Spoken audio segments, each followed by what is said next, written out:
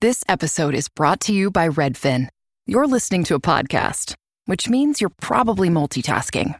Maybe even scrolling home listings on Redfin, saving homes without expecting to get them. But Redfin isn't just built for endless browsing. It's built to help you find and own a home. With agents who close twice as many deals, when you find the one, you've got a real shot at getting it. Get started at redfin.com. Own the dream. This is what everyone's talking about. Everything's on the table. This is what champions come to take. This is what everyone came to see. And the slam! No do-overs. No second chances. No more Mr. Nice Guy. This is winner take all.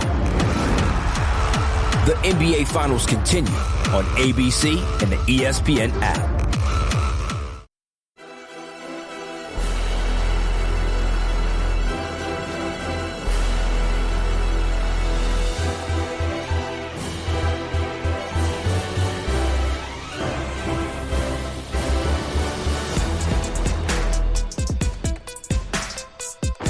American soccer fans, welcome to episode 192 of the USA Soccercast. We're bringing you everything about the U.S. national teams, the players, the leagues, and everything else that impacts the game of soccer in these United States. I'm Donald Wyndham. We have a couple of interviews for you today, but first, let's talk about this World Cup. And the fact is, I'm here. I'm in the Los Angeles area, and I am super excited to be here to attend the World Cup opener for the U.S. men's national team on Friday. Of course, we're going to have much more on that later in the week. But in the prelude to that, we've had a couple of interviews. You hopefully got to hear episode 191 featuring my friend Tracy Rivas Savell and her book about 365 days of U.S. men's national team moments.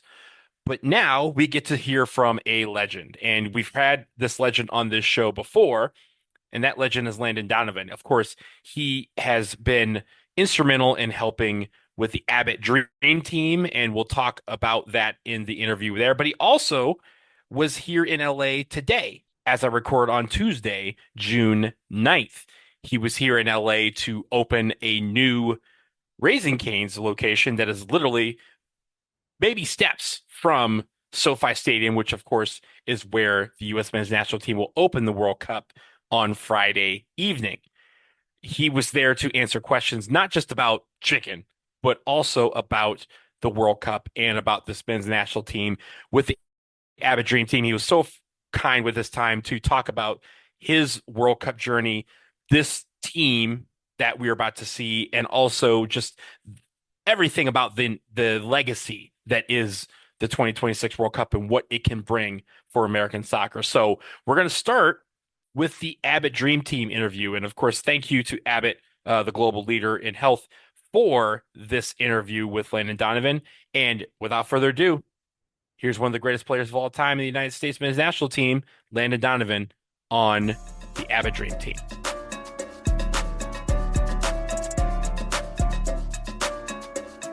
I'm with a man who needs no introduction. He's been on this show before to talk about the Abbott Dream Team. He is back again. He is Landon Donovan. Landon, it's good to see you again, my friend. Great to see you, Don. Great to be here. Last year, you were on the show. You were talking about the Abbott Dream Team. You're back again this year in collaboration with Abbott and Real Madrid to do this Dream Team. So remind the folks what the Abbott Dream Team is all about and your involvement in it. It's so much fun. I was just out there on the field with them. First of all, it's an opportunity for 16, 18 to 19-year-olds from around the country to go on an all-expense-paid trip to Madrid. There were a few kids here again this year who went on the trip, and I was asking them about it last year, and they said it changed their lives. It was this amazing opportunity. So you have the global health leader, global nutrition leader, Abbott, teaming up with Real Madrid, who you certainly consider a global leader in what they do. And providing these kids the opportunity to do something that they would never have an opportunity to do. And it's really special for me because we're here in East LA, and I was just telling them, I grew up with kids like this, right? Predominantly Hispanic, probably lower income, just like I was. And don't have a lot of opportunities. One of the kids I saw here, I asked him after, I said, hey, who did you play for here? And he kind of went through some like weird names of things. And I said, no, what club team did you play for? And he said, I didn't. I couldn't afford to play on a club team.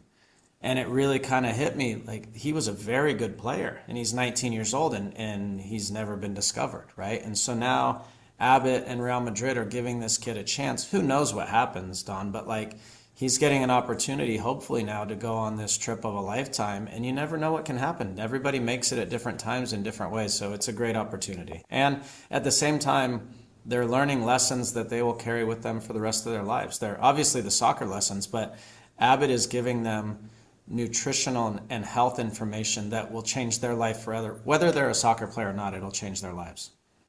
And I appreciate the fact, one, of course, that it's Real Madrid. That's my team. But I also appreciate the fact that it's an opportunity. It's a door that some of these kids may not normally have gotten. What's that mean? The access just for American talent to see that the things that they maybe couldn't even fathom dreaming about are within reach. Yeah, that's what these kids need, a chance, right? And I was just telling somebody about a study that was done recently. Only 2% of kids that come from a household income of $50,000 or less in this country are in our organized soccer system in America. So think about that for a sec. We are missing out on this massive population of kids because they can't afford to play in the way our system is built, right? And so now Abbott and Real Madrid are giving these kids a chance to be seen.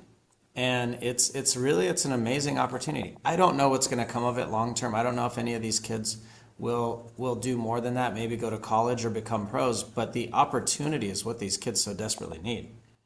Yeah, absolutely. And I will say on the men's side, at least, no American player has suited up for Real Madrid. I would love for that to change in the near future, maybe with one of these kids who get this opportunity. Obviously, we're very close. We're on the cusp of the biggest sporting event of all time. The World Cup is coming. You're out in LA. It's coming to LA next week. I will be there. And I want to ask you, because you've played on 3 World Cups. You understand the mentality about what it takes to be successful at the World Cup. How might this be different, given that this is a home cup on home soil? Mm-hmm. Well, inevitably, for whatever reason, everyone has their theories. The home country in a World Cup outperforms almost always where they're supposed to perform. And you don't know what it is. It's home cooking. It's used to the weather, the travel, the crowds, the energy, whatever it is. And I expect the same. I mean, I watched the US Senegal game last weekend and I could feel it in the crowd. I could see it in the guys' faces. It gave me a lot of optimism. And so I'm just very excited. I'm working the tournament, so I'm going to be broadcasting the games, but I'm also just a fan who wants to watch the team do well. So it's going to be really fun. I was just going to ask, you get to partner once again with Ian Dark. We've seen that combination a couple of times in other tournaments, but what games maybe are you looking forward to seeing in this group stage, especially?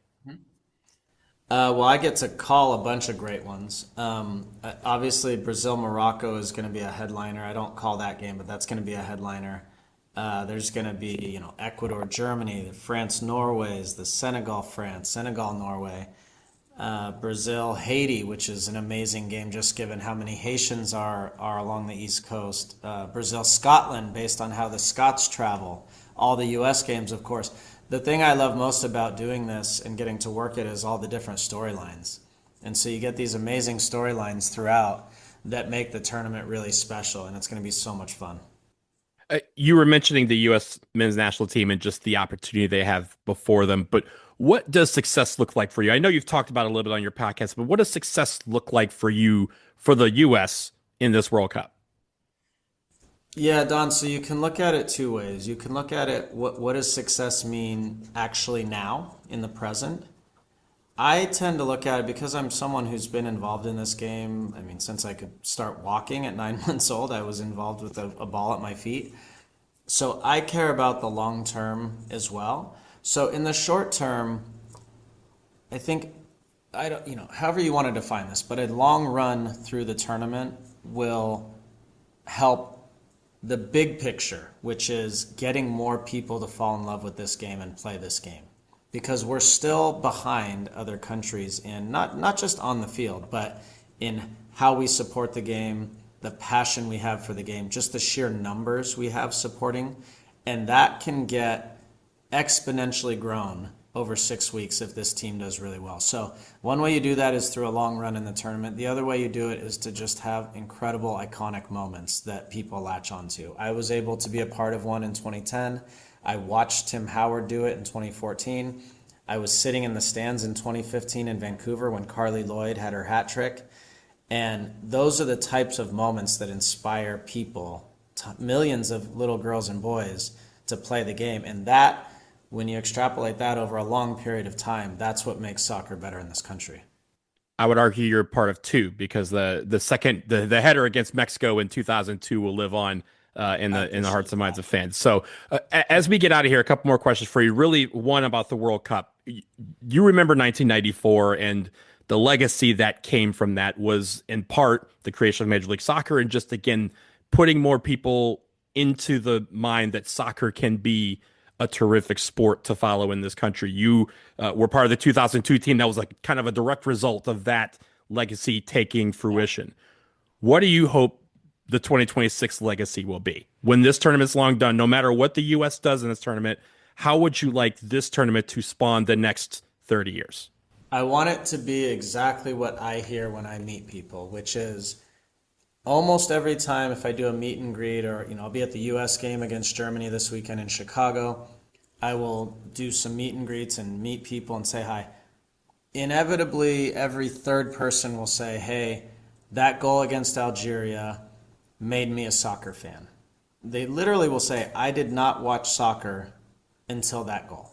And so our legacy should be 10 years from now, 20 years from now, 30 years from now, people are still talking about this World Cup and what our team did and what that meant for soccer in this country. That is the ultimate legacy to leave. I think that's a great way to leave it. As we get out of here, tell people where they can find out more about the Abbott Dream Team and the work you're doing with them. Anywhere online, you can, at Abbott on Real Madrid's socials website, you can follow along and follow these young men and women and see this amazing journey they get to go on. Again, I got to see some of the kids who were here last year who went on the trip. It literally is changing their lives, Don, and huge kudos and thank you to Abbott and Real Madrid for providing it. Well, Landon, of course, you've been so grateful with your time. This is a long journey that we're about to embark, all of us together, in this World Cup, and hope to see you along the way. Thanks for being here. Can't wait, man. Thank you, Don.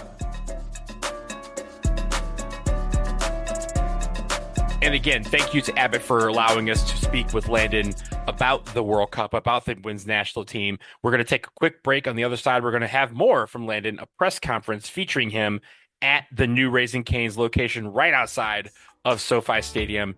More on the USA Soccercast after this.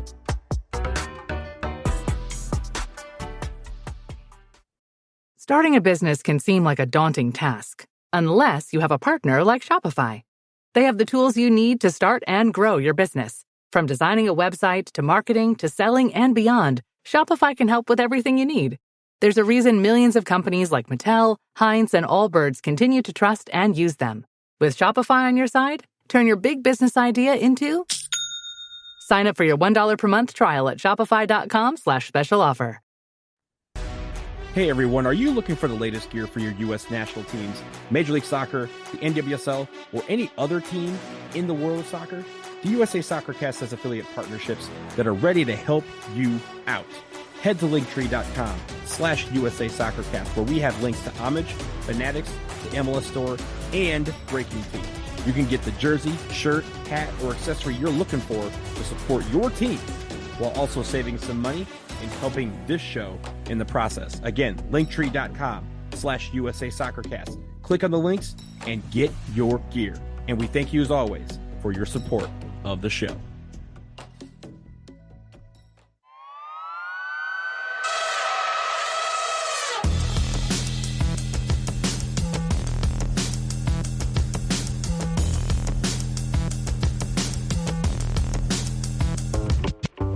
We're back, and we've heard from Landon Donovan in the first part of the show with his work with the Abbott Dream Team. And Landon is a man of all people. He goes everywhere and he does everything, and it feels like he's everywhere. And sure enough, I was able to find him at a Raising Cane's location just steps from SoFi Stadium today. This location is supposed to open up later this week. Hopefully, they said hopefully Friday, which would be a great thing to open on Friday because that's when the first match at SoFi Stadium is for the World Cup featuring the U.S. men's national team against Paraguay.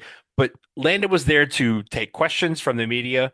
He had a nice little press conference. He served us food, which I'm always down to have some fried chicken served by anybody, much less Landon Donovan. But he was able to answer questions about what this team is facing as they enter this World Cup, what the pressure might be, what their nerves might be, and what he, as a former player, kind of sees as we not just enter this World Cup, but for him, he gets to call it. He's going to be a part of the team that calls the opening match in Mexico on Thursday. So without further ado, here's that press conference. And again, this is going to be questions from a lot of different media, but here's questions for Landon Donovan at the new Raising Cane's location outside of SoFi Stadium.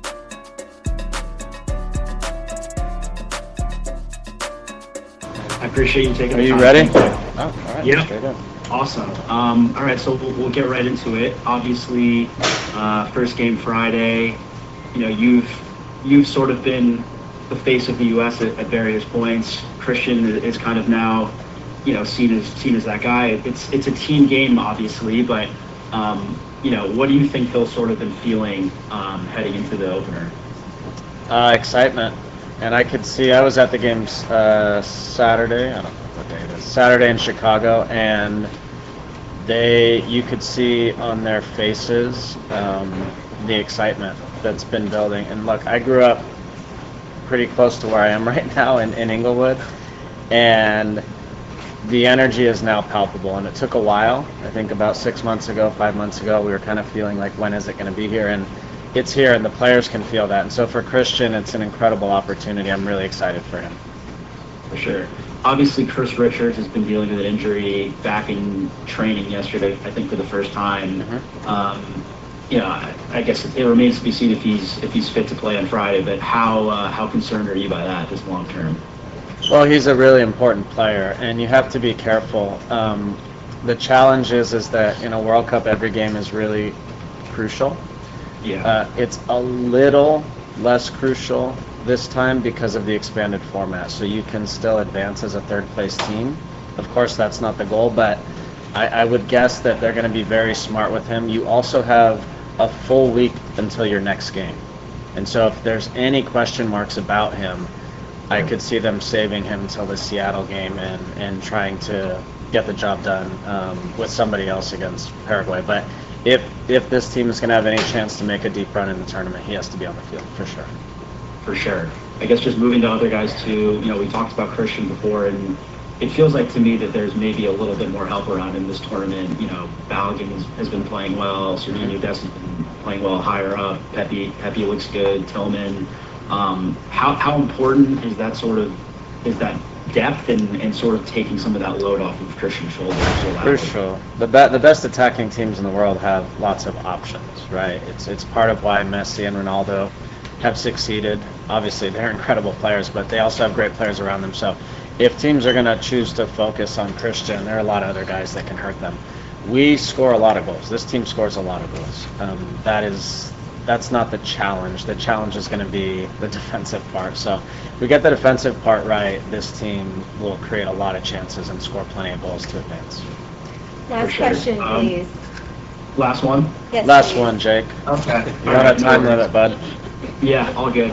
I guess just overall, you know, how do you predict that this team is going to do, and what do you foresee for them in the tournament? I'm really optimistic. Every team that they should beat over the last few years, there have been a couple blips, but they beat teams they should beat. The question is going to be when they play the big teams, right? We've seen Portugal, Belgium, Germany over the last couple months, and a couple of them were decent performances, but they were all losses. So the question is going to be when we get to the tougher part of the tournament, will they be able to do it? And so I fully expect we get through the group. I fully expect we're likely first or second in the group, and then from there it depends on who you play, but there are a lot of teams in this tournament, a lot of good teams that we can beat, and then if they're going to have a special run, they need to beat a big team, and we'll see if that happens.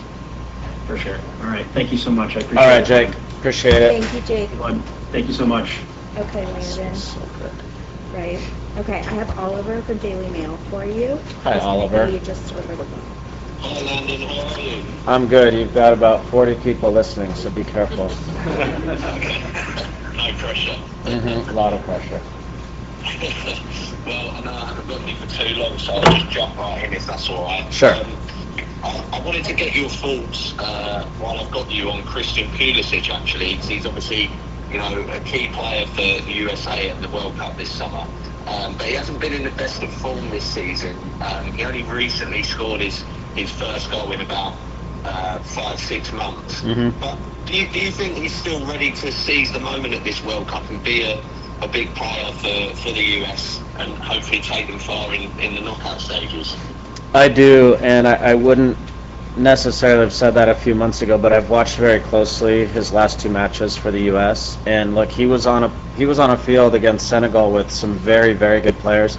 He was on the field against Germany last weekend against some world-class players, and he was one of the better players on the field. And so I'm not worried about him in that way. I was worried about him hitting the net and scoring, and so him scoring the goal, and he scored a great goal against Senegal, I think relieved a lot of pressure in his mind and will allow him to play more carefree. So I think he is primed to have a really good tournament.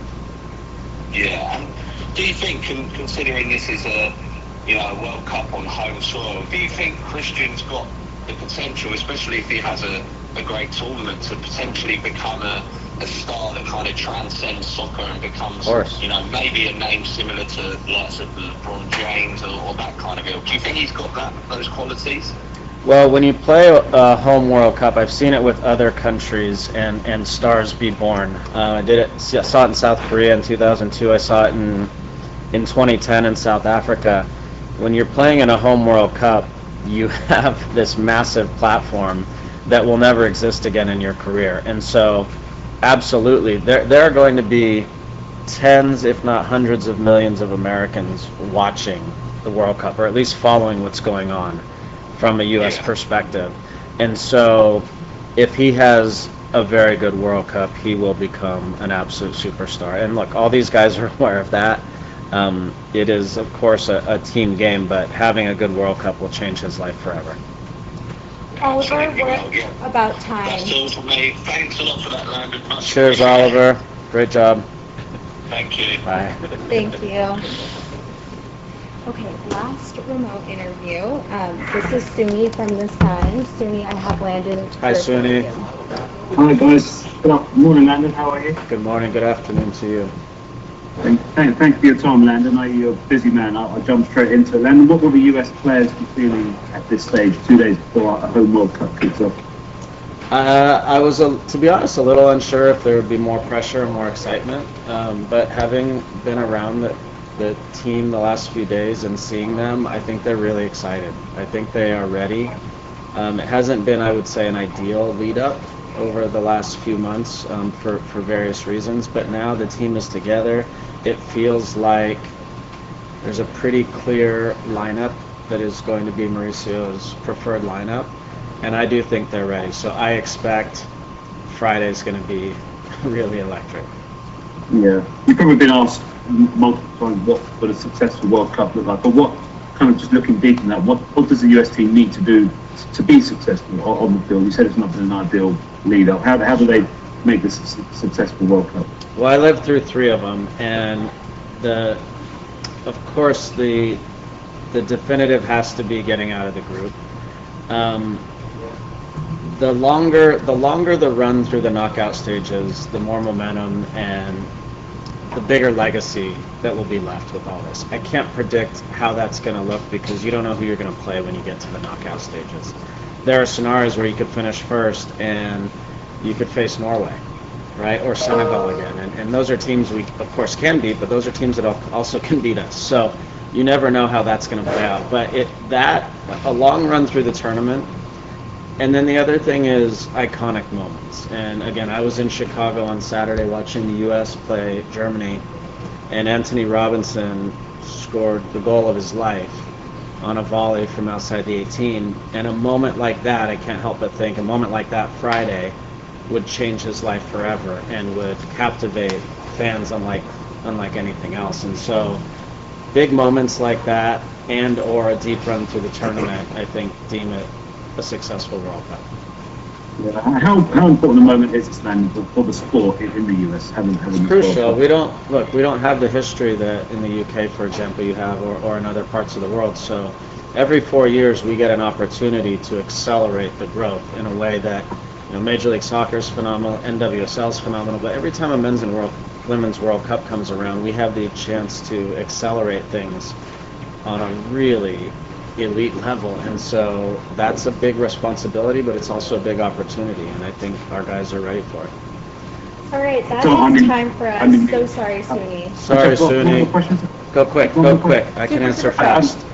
Just about capturing the imagination, and how do we get regular kind of US fans who are so set in the ways of NBA, NFL, Major League Baseball? I have people come up to me every time I do an appearance and say, I started watching soccer because of your goal in 2010 against Algeria. I mean, that's the reality. I'm not making that up. So doing what I said, a long run in the tournament or these iconic moments, will turn people onto the sport forever, and that's what we want. Thank you, guys. Have a great day. Thanks for your time, man. Bye. Thank you. Good evening. All right, mics can go down on the table. If What's up, you man? have anything to add, we're going to go go Dodgers. the press conference. Yes, sir. Jake, let's. Well, hey, so obviously, this is exciting. Okay. Yes. Do you think that this moment can really catapult? I know you probably answered these questions just now, but for us, sure. This moment, how big is it to like push the sport forward, to make like the next generation of kids say, yep, that's what I want to do, not all these other sports? So in '94, I went to my first World Cup game, and I didn't know about soccer at all outside of just playing out in the park. And I went to Argentina against Romania in the Rose Bowl. And for the first time in my life, my eyes were open to this bigger world that I didn't know existed. There will be millions of girls and boys who watch this summer and go, oh my God, I didn't know that was possible. I want to be that. I want to be Weston McKennie. I want to be Christian Pulisic. So that's what a World Cup provides. It provides that when it's halfway around the world. Imagine what it's going to provide at home. Well, look, there's going to be stars born, like we said. But we talked to Alexi Lawless, and he recently, maybe a week ago, told us that Christian Pulisic could be the greatest player. He can go down as the greatest U.S. player ever. A lot of people have you as that guy. So what do you think about that statement? I think he has the opportunity to do that. Look, let's just play out a scenario. Let's say this team gets to the quarterfinals or the semifinals and has this miraculous run, and he scores 4 goals or 5 goals or 6 goals and becomes one of the stars of the tournament. That is miles better than anything any of us have done previously. One, because you're getting far in the tournament, but 2, because you're on home soil in front of all these people. And soccer is much more popular now than it's ever been. So he absolutely has that opportunity, and he's capable of it. What do you think is like the true realistic expectation of this group? Like what's the full potential they can get to? The full potential is they can, and they haven't proven that they can do it, but they are capable of beating any team in this tournament. That is, I mean, soccer's a unique sport in that one goal can be the difference between how things go, right? And sometimes goals are hard to score. So they're capable of doing anything. What's realistic is probably winning 1 or 2 knockout stage games. The challenge is, can you do it twice in a row, 3 times in a row, 4 times in a row, 5 times in a row against world-class teams? That's the part that's hard, and it's why I think only 8 teams in the history of the tournament have ever won a World Cup. Right. So, but it's possible. Everyone has. Of course, it's possible. Of course, it's possible. I mean, the Knicks might win the NBA Finals. That's right. That's right. All right. Any questions over here? Hey, Landon. What's up, man? Good to see you, man. You too. First question for you is, now that we're here, right? We're a couple days away from. This smells so good. I know, right? Wafting in my nose the whole time. First of all, when will it feel real for you? Like, when will that moment of the weight of this tournament? Good question. It honestly, this week it did. Probably yesterday or two. I was doing my podcast with Tim yesterday, and we were like, "Oh, we're 3 days," and I was like, 3 days? Like, I'm going to Mexico City tomorrow and calling the first game. Like, it's here, and so it now feels real. Honestly, driving up here and like driving around and seeing the Raising Cane's and the Hollywood Park Casino and SoFi when I flew over, and I was like, "Oh my God, it's here!" I'm seeing World Cup stuff everywhere, and so it's here now. And the other question I have for you, because you're a former player who's been at World Cups, I know you're a competitive guy, and I know that you still have that desire to see the U.S. win. What are the nerves? How do they change being in the position you're in now, calling games, being a podcaster, and reflecting on what you're seeing on the field as opposed to actually being on the field? Good question. I care deeply, deeply, deeply about the sport here. Since I was 9 months old, I was kicking a soccer ball with my brother. I mean, that is my reality. And almost every part of this game outside of college soccer, I've been a part of in some way. And so I look at it from the big picture. I want to see this thing grow. And this opportunity is bigger than anything that's ever been presented to us. 94 was huge. This is exponentially bigger. So I am so excited for that. What will the players be feeling? These days they're going to be feeling nerves. When they get to Friday, they'll be so excited. But I am nervous, but I'm also really optimistic and excited. And then I also get to just be a fan too and just really support them, which is going to be fun. Thanks, I think. No problem. I quickly bounce back about how you said the next generation of players coming up and how they're going to be so inspired. And we know you said you love the food just as much as that, but smelling it and knowing how much that Raising Cane's legitimately puts their money where their mouth is, and they support so many sports players around the world. Yeah. How does that make you feel knowing what Raising Cane's does for sports? Well, when I first started, I did a shoot maybe a month ago. It's all blending. And so I like to research, and I did a lot of research about Todd. And I always say success is not an accident. And so people who have good intentions and do things the right way generally become successful and work hard. And so what Todd has done is quite impressive. I'm a little upset because now my kids are obsessed, and that's a problem. Because every time we go somewhere, they want to eat it. But it's really been fun to get to know the company and the brand and the way they do things. It's been a special partnership to be part of.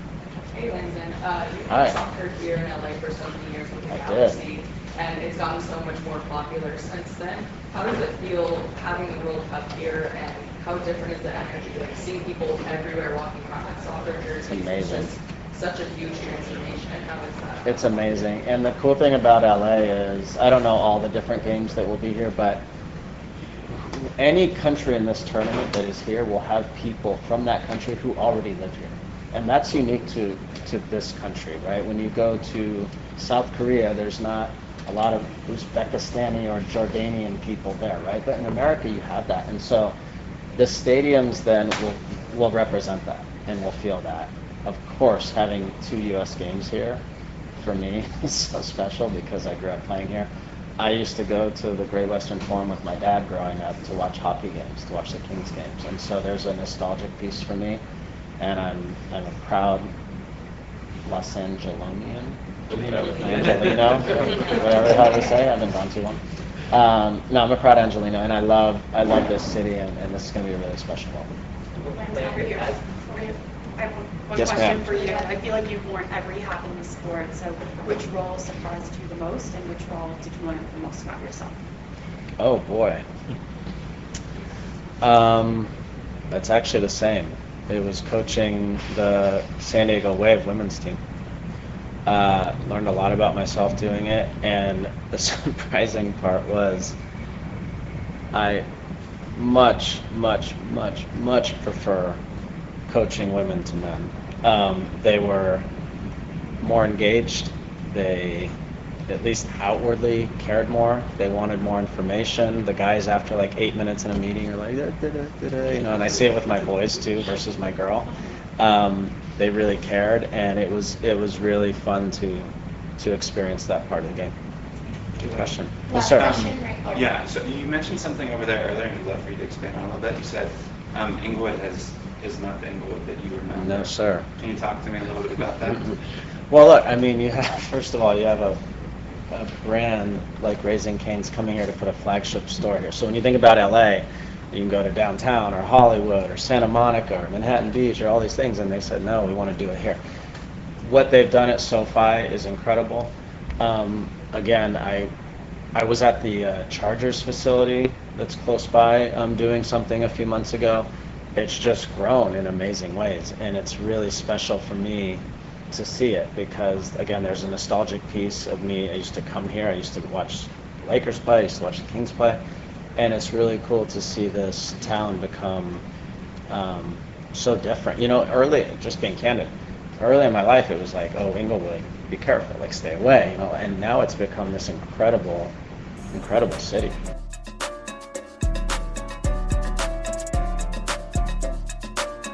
And once again, I would like to thank Raising Cane's for having me today as we record on June 9th to be a part of the media scrum with Landon Donovan, to ask him some questions about not just what the men's national team might be feeling as we embark on this journey of a World Cup on home soil, but what he's feeling as a former player, what he and some of his other counterparts might be thinking about as this World Cup takes place.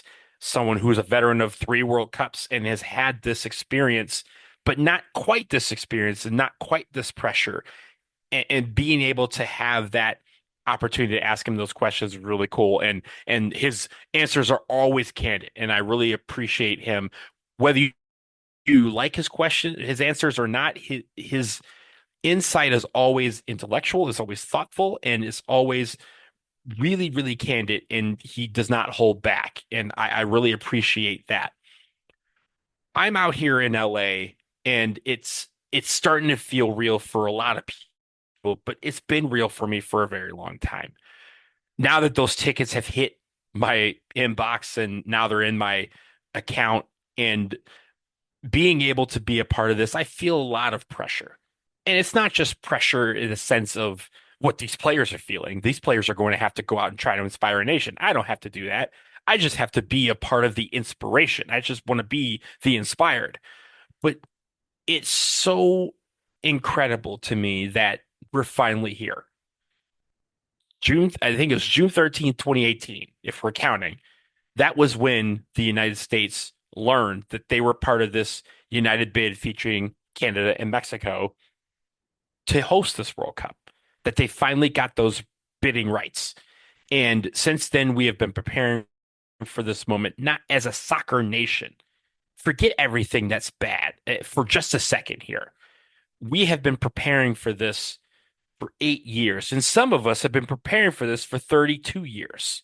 If you think about it, if you date back to 1994 and what that World Cup meant to so many of us, what it bred in form of a league in Major League Soccer, what it bred in form of the national team that we saw in 2002 that went to the quarterfinals, and some of these players today who aren't even old enough to remember what 1994 was and the momentum that it gave to the growth of American soccer. I was alive for all of that. I didn't get a chance to experience 1994. I didn't get to go to a match. I got to watch games, but I didn't get to go to a match, even though we had matches in my cities at the time of Detroit and Dallas. And this time around, I wanted to make sure that it was not just a World Cup for me, but it was a World Cup for everyone who has been a part of my journey. And I think all of my friends that were going to this game with me have been very, very forthcoming in the fact that we want this to be a moment where we can look back and say, we did this as a group. We were able to experience this as a group with the people that we have been to games between 1994 and now. All of these games that we have seen together, we wanted to experience this World Cup together. And so it's been more of a nostalgic journey for me personally. And I really like the fact that a lot of people have that inspiration. A lot of people have that motivation to want to be at this World Cup. And again, it's not all great. There's a lot of stuff bad around this World Cup, and we recognize that and we acknowledge that. But we're not letting that stop what we have built, what we have created, and what we have pursued. I get to go to this game on Friday with my best friend from law school who took me to my first game. I don't think people understand what that means to me, what it means to him, that we get to experience that together. In 2008, I went to my first U.S. men's national team game. It was at Giant Stadium. It was against Argentina. It was the game, if you remember, June 8th, 2008. It was the game where it was 0-0 draw, where Tim Howard stopped Lionel Messi on a breakaway, not once, but twice. And it was when I found out what the American Outlaws was. It was when I found out what Sam's Army was.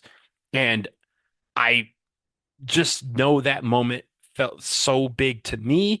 It felt so big to my best friend from law school, who now I get the privilege of saying, "Hey man, do you want to come to this opening game with me?"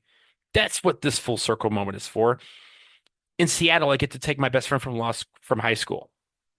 In LA, I get to take my best friends in the world and my godson. This is a nostalgia tour for me.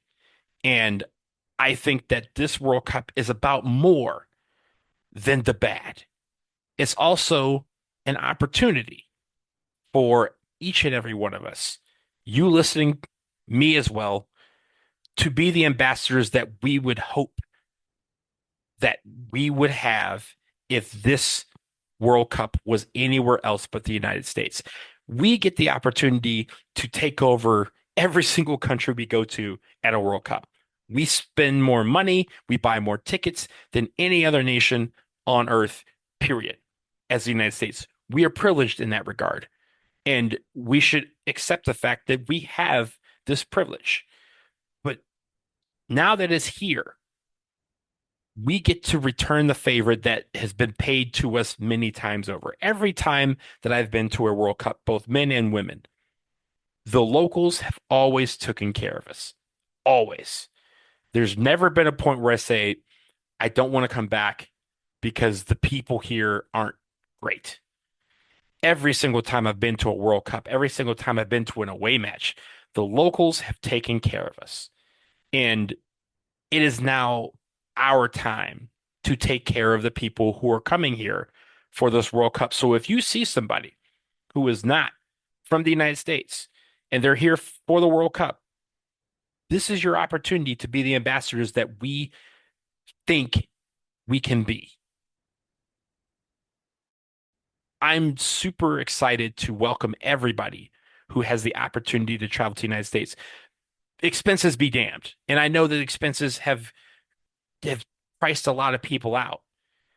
I'm fortunate in the regard that I got some supporter tickets and I didn't win any lotteries, but I was able to get some tickets. And I understand that that's not something that everybody can do, but that means that it's my responsibility to make sure that everybody who I see along this journey that we have during this 2026 World Cup has a great time. So that when they go back and they say the politics might suck, but the people were awesome. That's something that we can control. We can't control what the government can do. We wish we could, but we can't. As someone living in DC, I live steps from the White House, and there's times where we cannot control what happens in our own town. But I can control how people enjoy this World Cup. I can control how people embrace some of the things that we love, whether it's the best restaurants, whether it's the best sites, whether it's the best tourist attractions, or whether it's just that watering hole that you said, hey, look, just go here, tell them you're with me, and tell them you want to watch some soccer. It doesn't matter. Our job as ambassadors of this American soccer game is to welcome everyone, to make sure they feel welcome, and to make sure they have a great time. That's what we can do. We don't have to dance around the politics. Sure, they're going to probably question us, and you give up straight. But at the end of the day, our job as ambassadors of the game, as fans, is to welcome everyone to these United States. Canadians to welcome everybody to Canada. Mexicans to welcome everybody to Mexico and say, have a great time. You're taken care of. Don't worry about it. You're with us. And I look forward to doing that. Not just with the teams that we may meet along the way, but any game that I have the privilege of going to, whether it's in LA, Seattle, Dallas, Philadelphia, Vancouver, or somewhere else. As Americans, we have this opportunity to welcome everyone and show them what American soccer is all about, and to show them what this culture is all about, and to calm the notion that we don't have a U.S. soccer culture. We do. We all know that. But it's our opportunity to present that to the world in the most positive light, whether it's through tailgating, whether it's through the bar culture, whether it's through just walking up to somebody at a bar or restaurant or on the street and saying, where are you from? Welcome. Do you need any help finding anything, or do you need some assistance of where to go, where to eat, what to do? It's a very, very simple thing. And as we get closer, we're just a couple days away from the start of this thing. We get to unpeel the veil and see what this whole tournament is going to present us. The soccer is going to take care of itself. Everyone else is going to try and sully on this game and on this tournament, but we as fans can make a difference in making sure that people who do come here, how few or how many, goes home and says, hey, there was a lot of stuff that went on at this World Cup, but the fans were great. The people were great. They welcomed us. They showed us a good time. And the politics be damned, I can't wait to go back. That's what it is about. And so as we get ready to embark on this journey of the 2026 World Cup, I hope you keep that in mind. We all can control that. No matter where you live. It doesn't matter if you're in a host city. It doesn't matter if you're traveling to a game. It doesn't matter if you're on business, if you're sitting at a bar or restaurant, walking in a park. We can control how people enjoy this World Cup. And that is something that we should take as our responsibility. And I hope we all do that. That will do it for episode 192 of the USA Soccercast. Thank you for listening. Remember, you can find us on Blue Sky, Twitter, and YouTube. Follow us on all those sites at USA Soccercast. Subscribe, rate, and review our shows. It helps us get in front of new people and is greatly appreciated. Tell your friends about us. Finally, hit the linktree.com/USA Soccercast to check out our affiliate links and our stimulus store. We have everything you need to watch the beautiful game and follow your teams.